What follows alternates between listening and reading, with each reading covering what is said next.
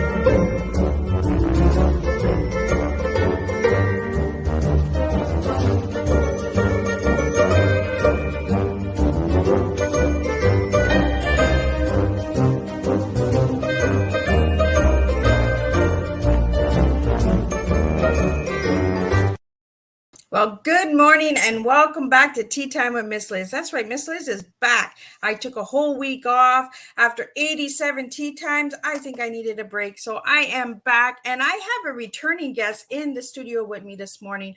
I have Gerald Everett Jones joining me all the way from Hollywood. That's right, we're going to be talking Hollywood stuff. We're going to talk romantic comedies. We're going to talk all that good stuff, and we're going to get an update of where he is since he came on last season in season 3. And we're going to talk about his new novel called Mick Moira Brad. And we're going to talk about some comedy and all of that good stuff. So we're going to get started and we're going to do a disclaimer and bio. And then I'm going to get Gerard in here and we're going to spill a good strong tea with you this morning. But before we get started, don't forget, grab your tea, grab your coffee, grab your juice, eat your breakfast. Breakfast is important every day for all of us to get started on a fresh new day. So the disclaimer for Miss Liz's Tea Time live show. Miss Liz, myself, is going live using StreamYard. Before leaving a comment, please grant StreamYard permission to see your name at StreamYard.com. Please be advised that the content brought forward for any Tea Time show hosted by myself, Miss Liz, is always brought forward in good faith. However, may bring forward dialogue and opinions that are not representative of my platform. The facts and information are perceived to be accurate at the giving time of airing. All Tea Time guests and audience participants are responsible for using their good judgment in taking any action that may relate to the discussion. The content brought forward may include discussions for some where they may be emotionally at risk, and it is significant to know that this show is engaging in discussion forums only to offer and inspire awareness and connection and is not providing therapeutical advice. If you have any questions about the disclaimer or the panelist discussion, you may freely contact me, Miss Liz, through my email at bookingmissliz@gmail.com. Moving forward, should you choose to voluntarily participate in today's show in any aspect, I myself, Miss Liz, welcomes you. And should you find that the show is not made for you at this time, I respect your wishes and will see you at a later show at a later date and time.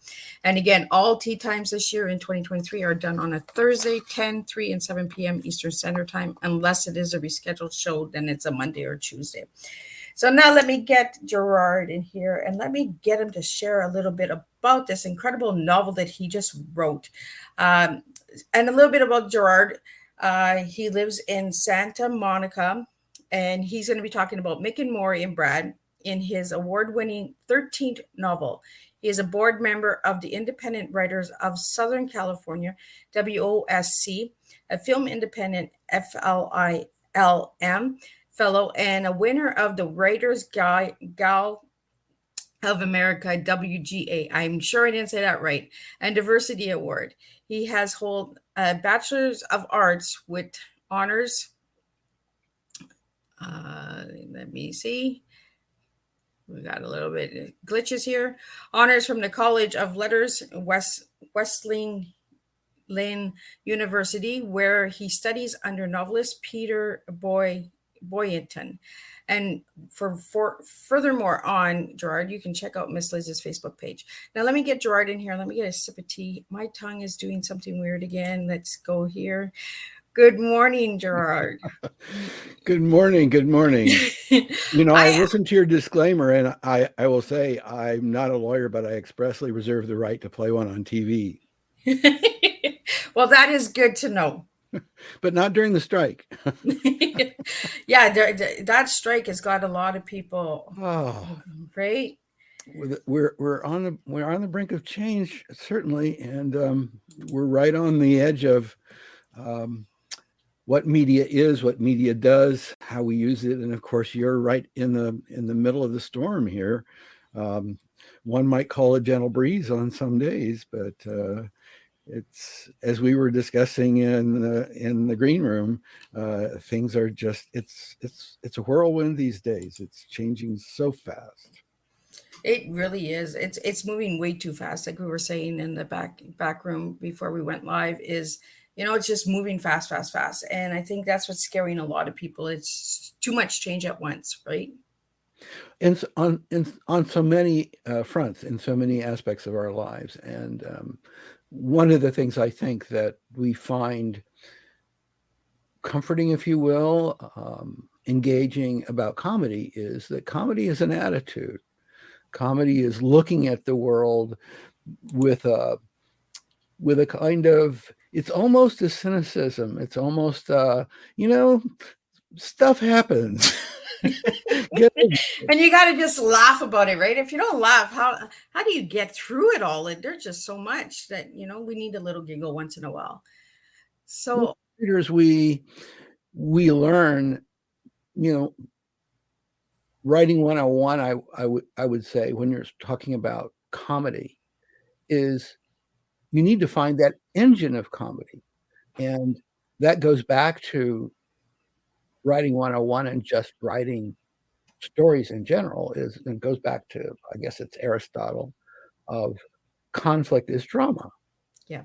Okay, so as one screenwriting professor once expressed to me, no one wants to see the Village of the Happy People. Right? And we don't want happiness. We don't want peace on earth. There was actually a movie, Village of the Happy People, and they stayed happy for about 2 scenes. 13, that's it. Let's just do the real thing here. We ain't happy. So, Gerard, what has happened since you've been on Teatime last? Well, this book came out in, what was it? January. This is, it's interesting that the inspiration for this particular book, and I had done a series of romantic comedies before, actually my first 3 novels.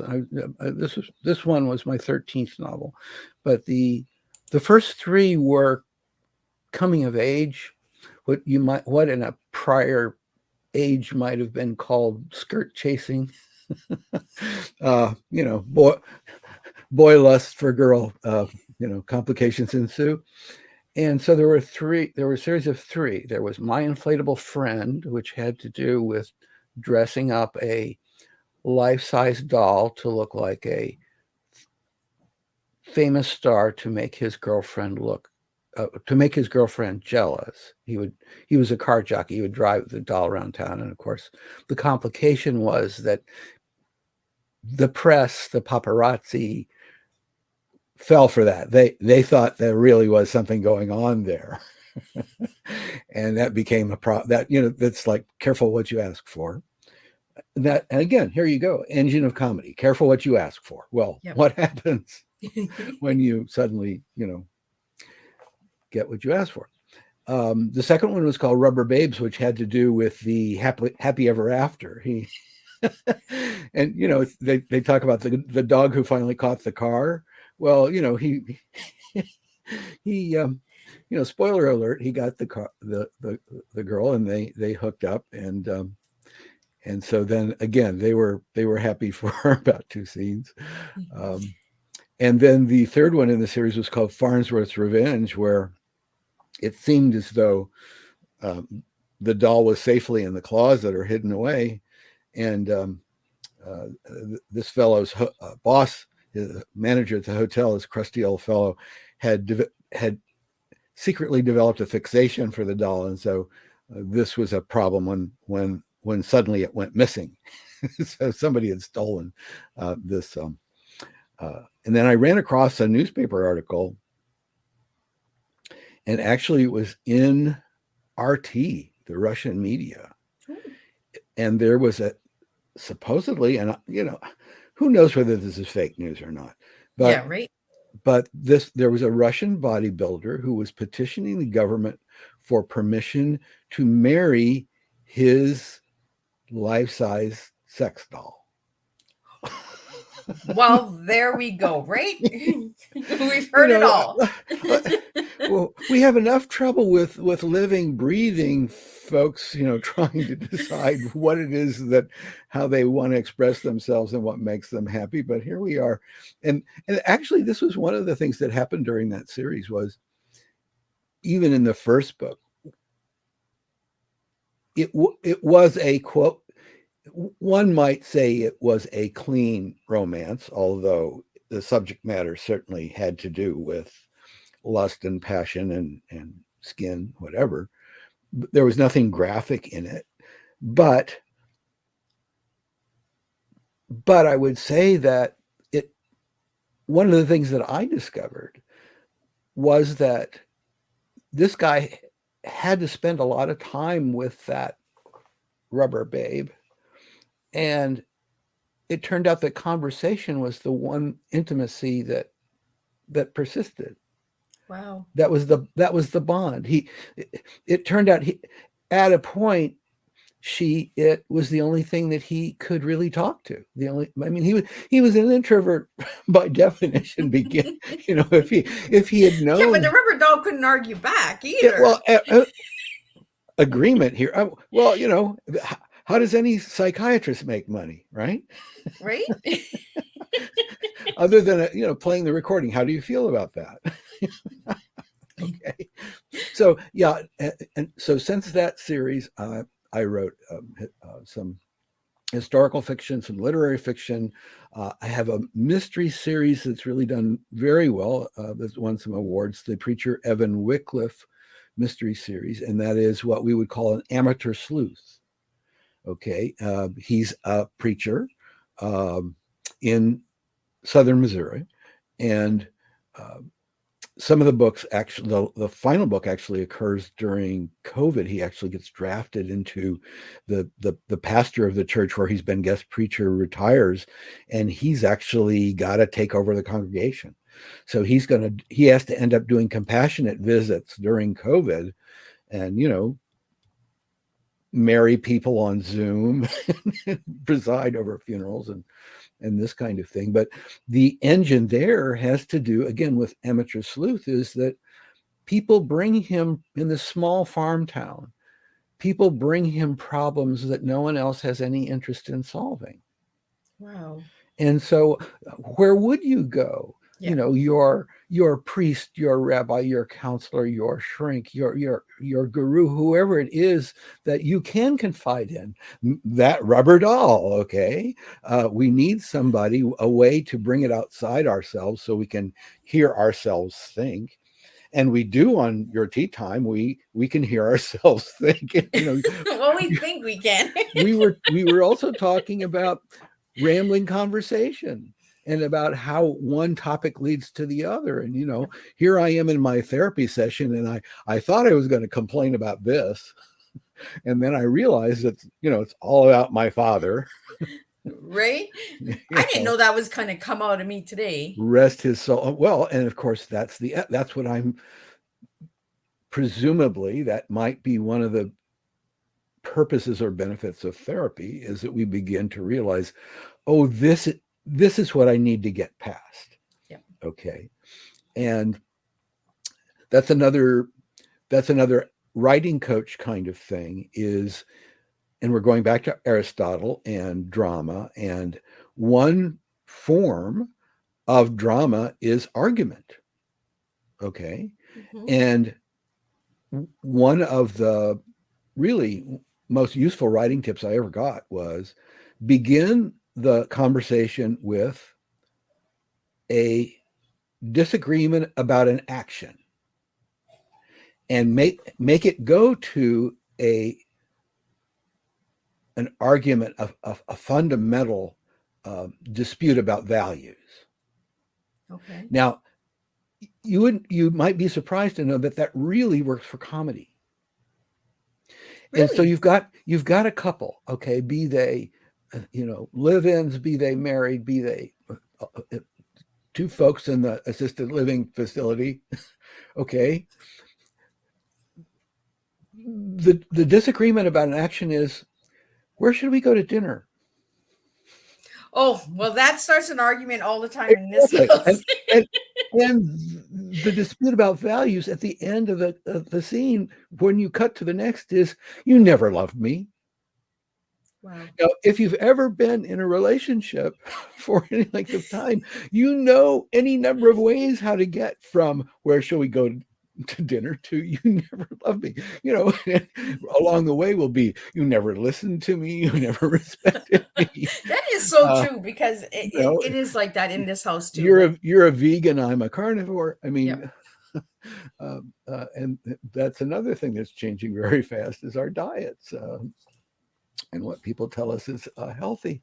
So yes, and so I got to the point where I don't know maybe it was COVID, because I began to write this one. I'd written the last mystery, Preacher Raises the Dead, was written during COVID and as we were coming out of it. And actually I was moving back from Africa at the time, which I think we must have discussed last time, because I had just come back, and I was ready for that attitude shift, that attitude adjustment, because I joke that we came back from Kenya because things got interesting there, but then of course it was the beginning of COVID and the beginning of a new level of political strife here, and things got so much interesting here. Yeah. And I don't mean that necessarily in a good way. So I definitely needed a break in the action. I needed to change my attitude. And I was watching, I really got fond again of pre-code Hollywood movies that were made in the 1930s, before there was a lot of censorship. And especially like the Lubitsch comedies, and some of the movies then that even through the code George Cukor directed, the engine of comedy between the Thin Man couple, okay, the bickering, but the friendly. These were people who had a good time being with each other. They weren't throwing things. Yeah. They weren't at each other's throats. Nobody was fantasizing about plunging a knife into the other one. It was we're enjoying life together, but how do I tell you, that dress is just that dress is horrible, and so there's that, and then there also Tracy and Hepburn. They were, I guess they were never married. They were lovers in real life, and that was when he was married, and it was a complication kind of situation, and not necessarily lighthearted at various times. But I mean, on screen, one of my favorite scenes, and it's in Adam's Rib, where they're a married couple and they're both attorneys, and he's representing the prosecution, she's the defense, I think it is, or is, I don't really even remember maybe a divorce case, I'm not really sure, but it probably is a divorce case for the comedy. But they've got kind of a regular transaction, which is they give each other massages. Okay, and this is post code, so you've got to be kind of careful about how you shoot that. Yeah. But they've had a difficult day in court, and he's giving her a massage, and at one point he gives her a smart slap on the bum. And she says, "You meant that. You did that in anger. What, why don't you just tell me that you're pissed off at me?" I mean, and the thing is that she had scored on him in court that day, and he was supposed to be the veteran prosecutor with the thick skin, the guy who knew his way around, the guy who could talk any jury, into his point of view. And so they finally stand up, and they're having their argument, and the scene ends, and she kicks him in the shins. Okay, so again, we've gone from a disagreement about an action, you slapped me, yep, to take that, you bastard. Okay, yeah,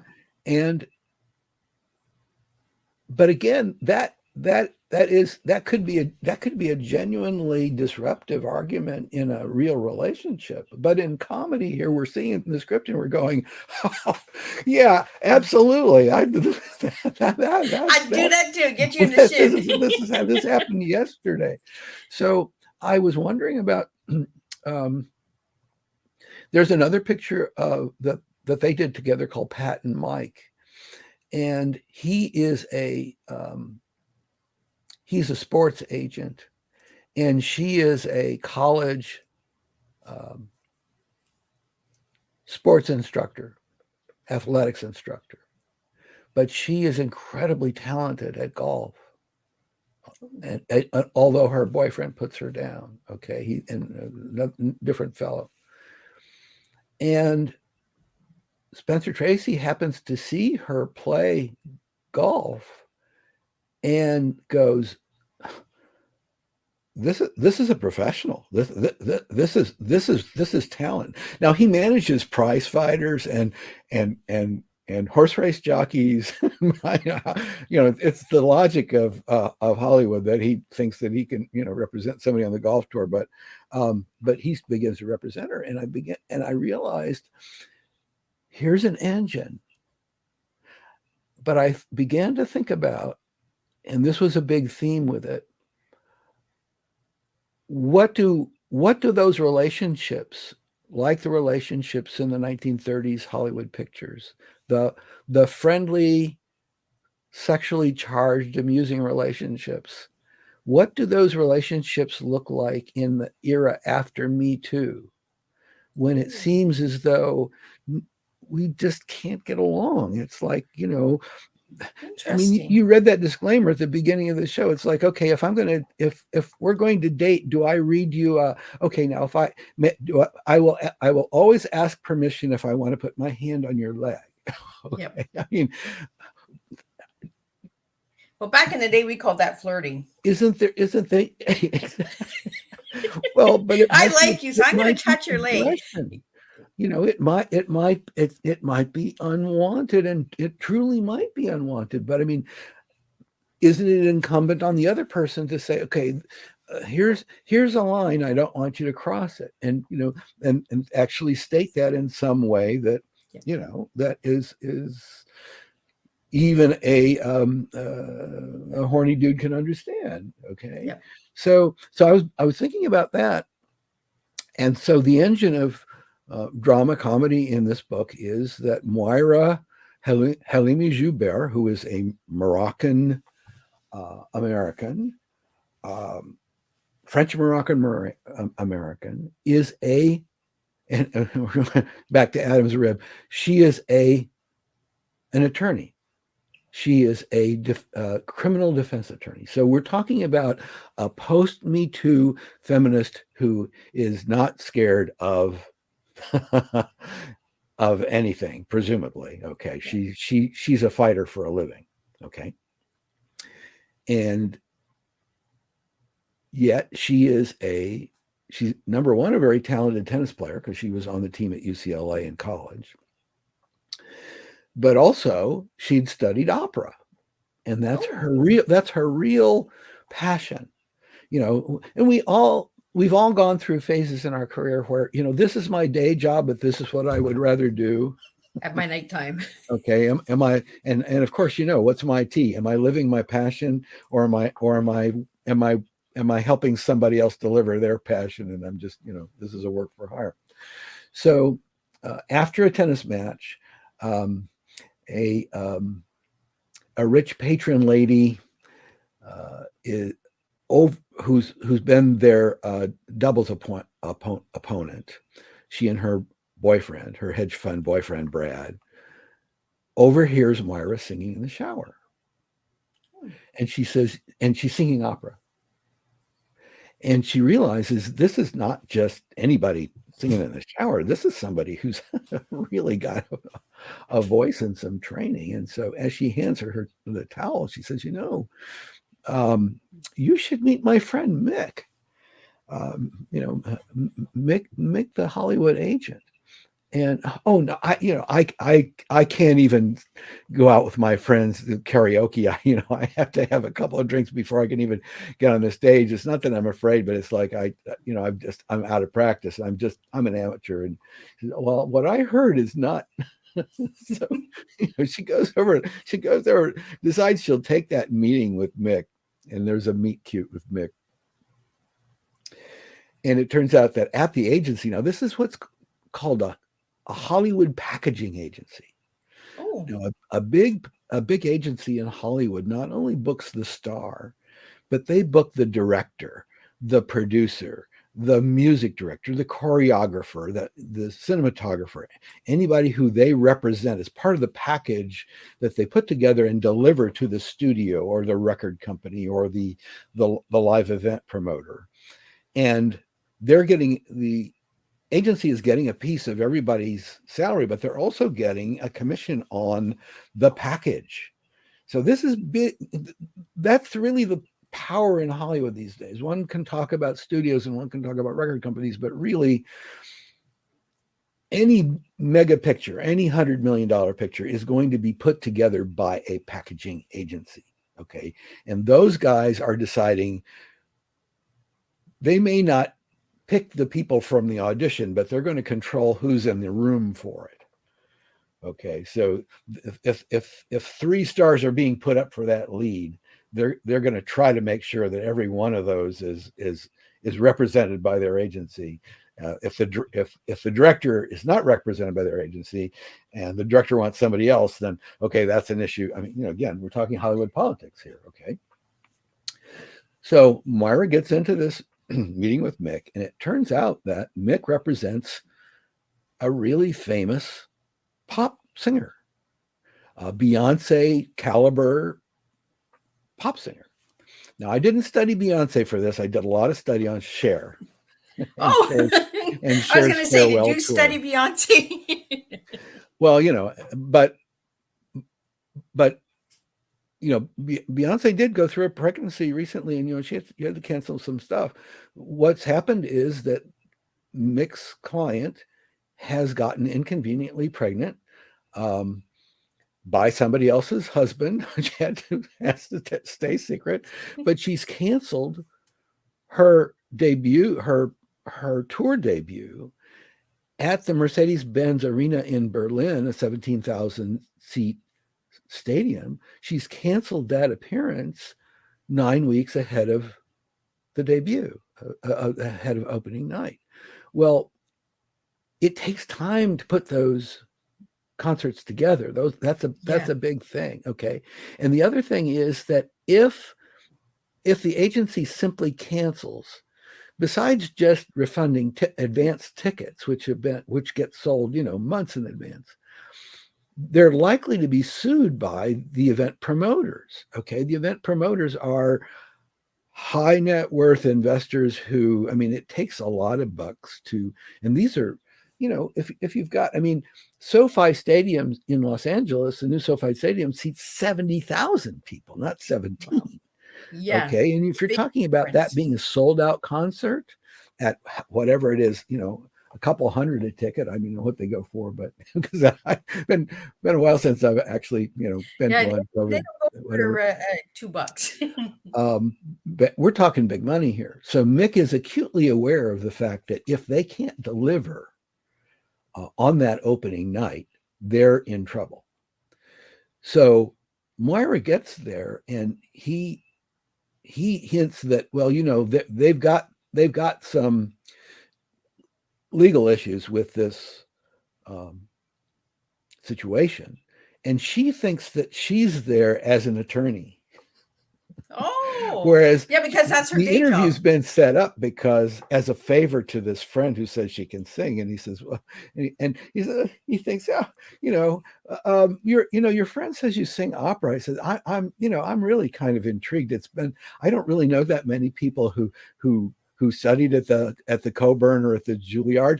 I understand you're that caliber. Why don't you just sing me some La Traviata or whatever it was that you were singing for her.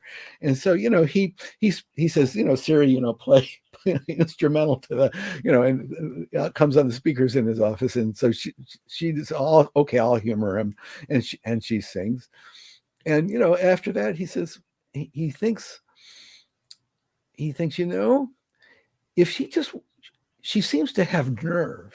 Okay. She's not afraid of stuff. Okay.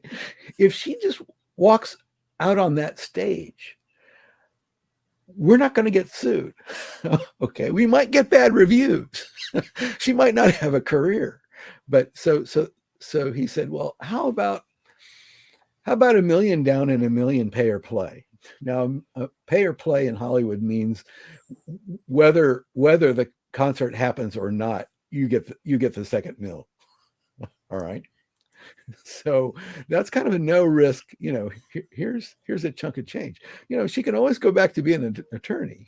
It's only 9 weeks, right? So she takes the challenge. So that's the engine in this romantic comedy. And then, of course, because so many romantic comedies, and again, we're talking post Me Too, so many romantic comedies, it's the billionaire boyfriend. It's even a genre, right? Yeah.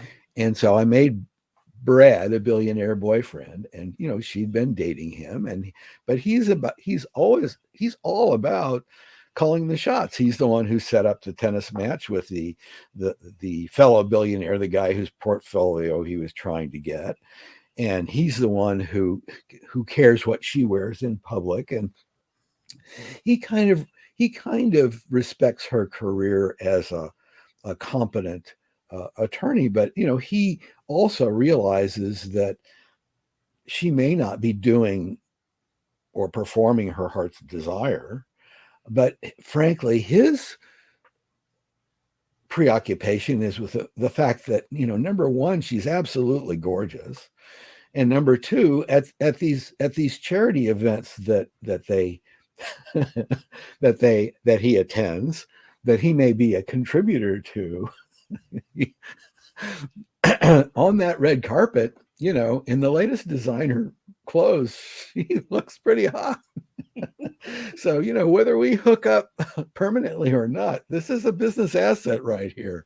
Emphasis on the asset. That's pretty cool. All right.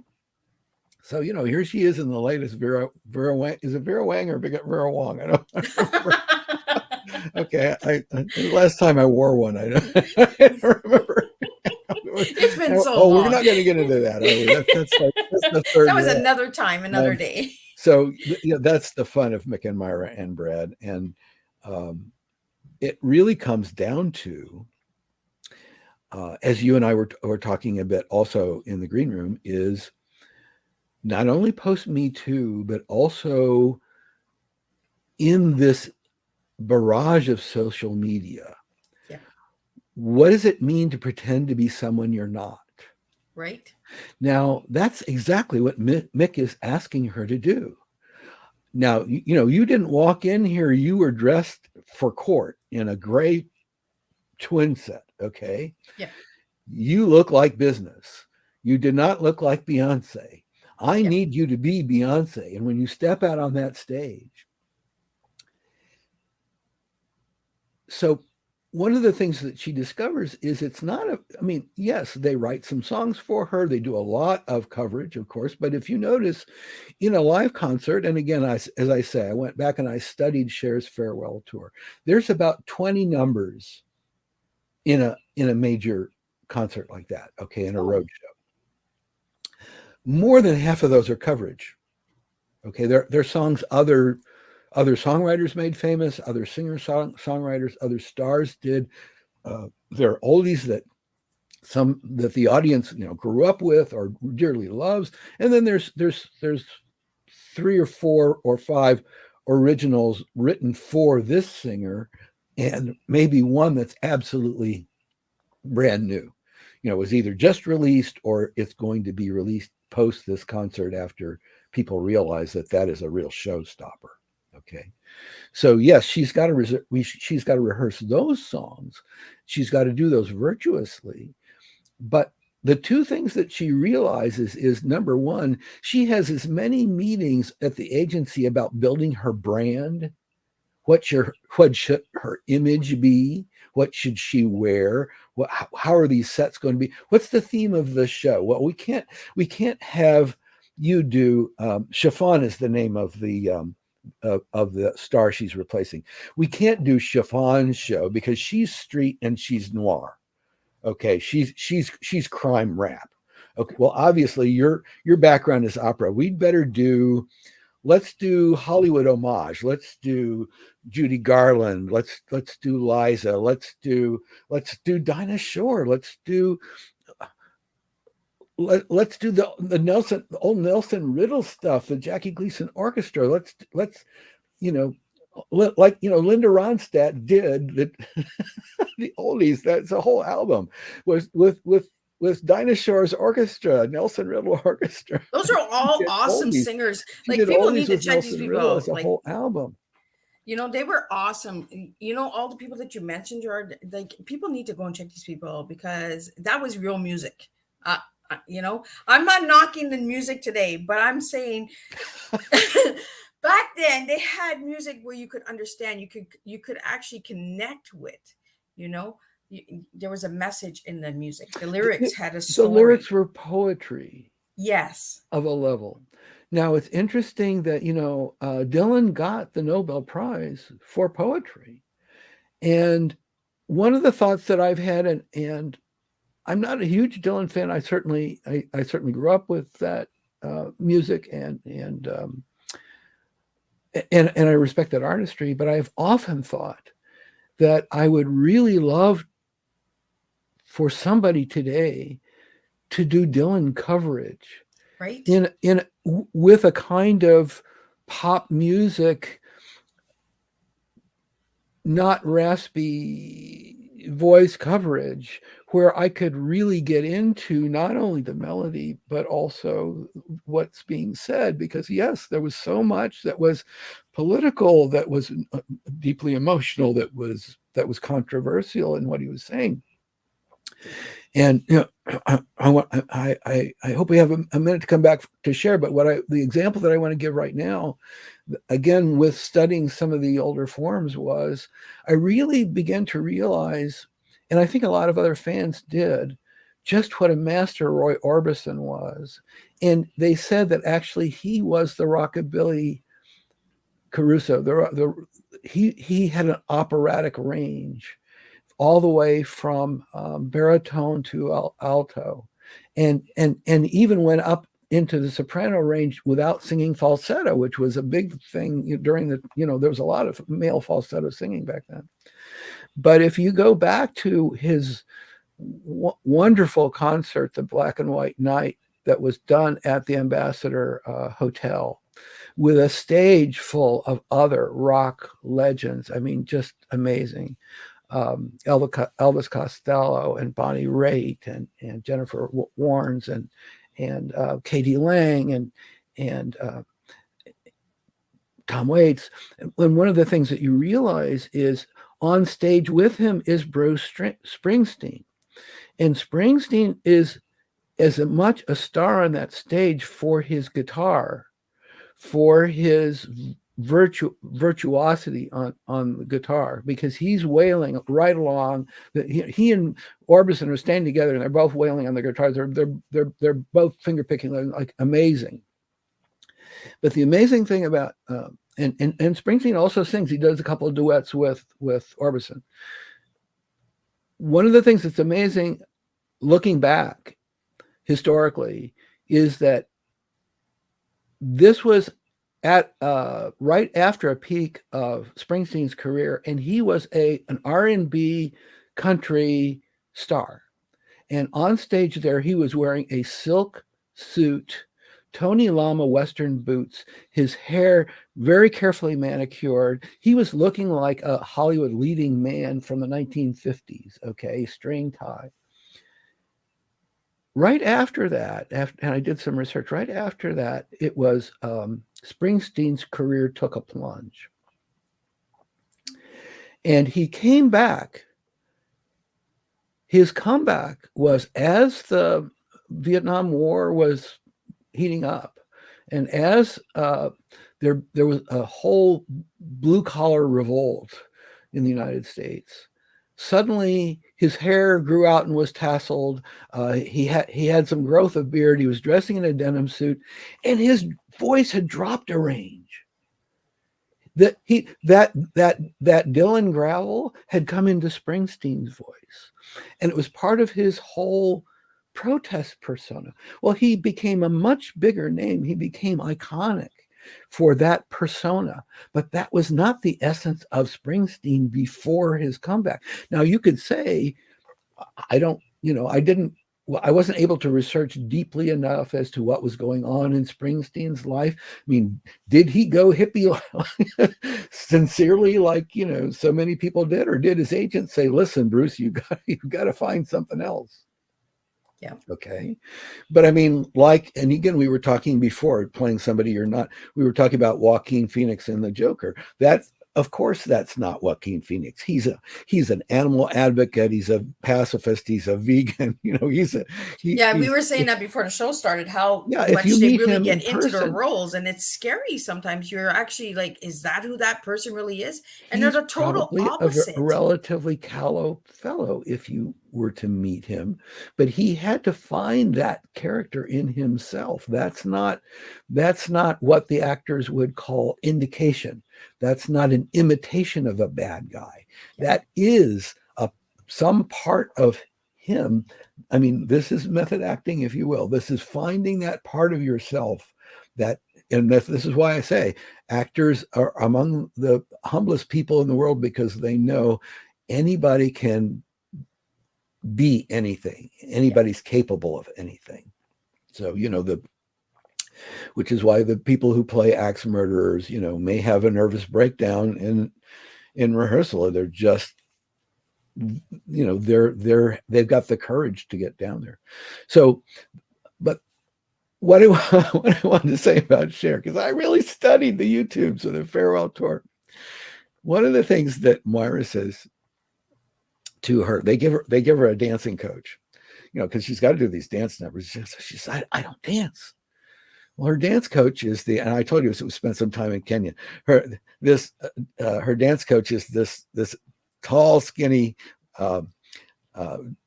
African fellows descended from Maasai. Okay, and the Maasai are dancers also, and but also teaches at Juilliard. So he's going to be her dance coach. And she says, I don't dance. He says, that, my dear, is exactly what I want you to understand. You don't dance. And she says, well, I don't understand. Now, if you study Cher's flamenco number in the farewell tour, the platform raises her up to like the second story above a descending staircase. Okay, so she's at the top. Follow spot on her. Suddenly, surrounding her are these ripped male dancers, all dressed in tight pants and flamenco style. Okay, and the flamenco number begins, and it becomes obvious that Cher is a dancer. I mean, she did dance numbers for sure, rather complex ones in her show. But in this number, it's step, step, stop, step, step, turn. She's coming down the stairs regally and elegantly, in this wonderful, period Spanish dress. Okay, made up gorgeous. But what the dance instructor tells Moira is, you are going to be constantly aware of the male lead dancer on your right. All the other dancers are following him. They're not following you. And if you step the wrong way, he will step the wrong way. The others will step the wrong way. So step the right. And the audience will think everyone is following you. And you compare this to the flock of birds. You see the flock of birds, and there is no leader in the flock of birds that are flying in formation. Each bird is watching the other bird. Okay. Well, it's almost like follow the leader, right? This one's over here. Indeed. And then we just follow. And so this is part of the branding, if you will. This is part of the teaching her to be somebody she's not. So if we're going to come back to social media, if we're going to talk about how things have changed, I had an interviewer ask me the other day. Actually, it was an interview that we did from Moscow, which was all about cultural stuff. Okay, but the question, and guess what? I mean, they're doing social media like mad over there. The question was, is it ever okay to pretend you're somebody you're not? And what about Tinder? What about, you're posting, the picture you're posting is, okay, this isn't your age, or this isn't your birthday that you listed there, or these are the things that you think the other person thinks you would like to do, or that they would like to do. This persona that you've created, maybe that's not you. Yeah. And the point that I had is, get over it. This is Hollywood. There's not a single actor that sends out the headshot that was shot yesterday. Exactly. Okay. And the headshot is made up. Well, they actually, in actual auditions, the casting director, if anybody were ever to tell you, your agent is supposed to tell you, and especially for women, you are supposed to walk into that audition wearing no makeup whatsoever. They want to imagine painting your face. They know that they can put a wig or extensions on you. Okay. They will craft you into that brand of whatever it is the star must be in the script. But what they want to see is that essence of you that comes through in the audition. And they feel as though, I suppose you'd say the rationale is that that makeup, costuming, whatever, is a kind of a crutch. And they don't want to see you come. If you're going to play an older person, they don't want to see you hobble in with a cane. Yeah. Okay. Now, of course, there are famous Hollywood stories about actors who did dress and made themselves up in the part and supposedly nailed it. So, but I would submit these are the exceptions that prove the rule. But yes, showbiz especially is all about crafting a persona that is not necessarily yourself. It's an extension of yourself, but it is. And as authors, I have found, yes, I can talk about amateur sleuth mysteries all day long, and I can tell you about the plot hooks in the Preacher Evan Wycliffe series. But what people really want to know about the guy who wrote that series is, you wrote this guy he's a Southern Baptist, but he's kind of an agnostic. He stares at in the book, he's staring in the mirror, and he's like, some morning, it's not like he's questioning whether there is a God, but he might really be questioning whether God's on his side or whether God is listening.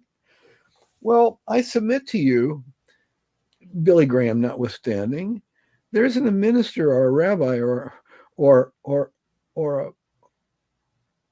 religious leader anywhere on the planet who doesn't have days of doubt. Okay. And so to the extent that we all do, to the extent that people know that about me. Now, I was raised as a Southern Baptist. I was, and my people were from Southern Missouri. They were basically farmers going back a couple of generations. I'm very much a city guy. I went to a Eastern liberal, little Ivy League college where actually it was all men the last year I was there. I thought it was going to be like a monastery, I'd be hidden from temptation. Not, uh, didn't work. Not. Didn't work. And, that was I'm dating myself, but that was the Vietnam War. I spent I studied in France for a year, picked up some broken French. And before I left, we were all wearing, blazers and striped ties. I come back and everybody's in torn jeans and, tie-dyed shirts, and their hair had grown. And they're smoking weed. And it's like, this is not the college that I left. Yep. Because see, actually that during that time, that was 1968. That was when there were student riots in Paris. I lived through that. I did not participate in them because it wasn't because I didn't identify with the people who were in the street. I didn't necessarily agree with violence, but I just selfishly didn't want my passport revoked. Yeah. Okay. So I witnessed all that, but I mean, that was a revolution of a different order. Okay. That student riot was not about the Vietnam War. The French had gotten out of Indochina right before then. And basically there was a lot of anger with the Americans, like, what makes you think you can do any better? Okay, there was a lot of resentment there. I mean, it wasn't necessarily really popular to be an American there, although the old, by the way, our money's in your pocket kind of thing, that works. I mean, yeah. I had one book of traveler's checks when I went there, and that was my father's strict instruction: is you're not to spend a dime more than what's in that book. And actually, the meals at the student restaurants cost the equivalent of 20 cents. So it was a time to be an impoverished student, if you will. And I did definitely have that experience. But no, the student rights in Paris were about very much what's going on in the university admissions controversy these days. Was even back then, that had been the tradition in the French university system, that the aristos, and the class divisions in France go back generations. The landed gentry. I mean, those are the people that have the estates, the people with privilege, the people with money. And yeah, everybody knows that this particular family, and they're all written in a book someplace, they've got it, they're just this side of royalty. Okay. Well, the students from those families typically would go right into the engineering program, for example. They would, I wouldn't say fake their way through, but they didn't necessarily have to work hard at university. They get out, and suddenly they're a vice president at Peugeot. And that was the objection, was that they wanted college admissions to be more of a level playing field, more access for what they would call the proletariat, and for not only for the university demographics to open up, but for society to open up. And that was really the rebellion. It was really quite serious. And it was rooted in, yes, there was a very strong communist party in France that was associated with the labor movement, but also the students at the time they actually thought of themselves as anarchists. That would be the equivalent of extreme libertarians in our spectrum these days. Now, that's not a terribly practical way to be. It wasn't then, it isn't now. But those debates are out of scope. Well, it's like the history is repeating itself, right? Like we said before the yes, show. Of course. It's like, and I tell this all the time to everybody: pay attention to Hollywood, pay attention to the movies, because the movies have the messages. For some reason, they have the understanding. We were talking about this. If we're going to have an evolution, is it going to, like, everything just going to shut down and we're going to just start all over? And I feel Miss Liz feels that there's going to be an evolution coming. Everything is just going to shut down and we're going to have a restart. And everybody that's not paying attention, they're paying attention to the trends and the little gadgets and all of that, are the ones that are going to miss the boat. You know, pay attention to the history, pay attention to what is repeating. Why is it repeating? And why are the technologies, the AIs and the chats bringing the history so quick? And I think that's what we're getting scared, is because it's happening so fast. It's like we're in this time warp where we're really just jumping through, right?